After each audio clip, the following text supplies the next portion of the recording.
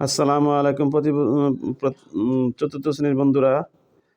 চূড়ান্ত পরীক্ষা সাজেশন গণিত 9 নম্বরের প্রশ্ন সমাধান। সালমার বয়স 10 বছর 9 মাস এবং মিতার বয়স 12 বছর 0 মাস। সালমার বয়সকে মাসে পরিণত করো। মিতার বয়স সালমার বয়স থেকে কত মাস বেশি?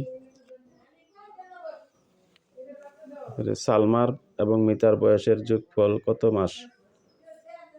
সালমার বয়স 10 বছর 9 মাস, বয়সকে মাসে পরিণত করব। 10 বছর 9 মাস, 10 বছরকে মাসে পরিণত করলে 10 12 120 মাস, 9 মাস 129 মাস, 120 মাস আর 9 মাস 129 মাস শেষ। মিতার বয়স 12 বছর 0 মাস, সালমার বয়স 10 বছর 9 মাস।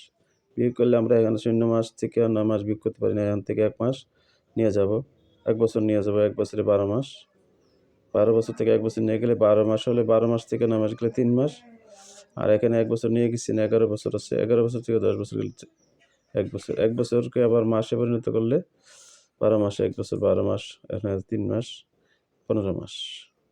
সালমার বয়স 10 বছর 9 মাস, মিতার বয়স 12 বছর।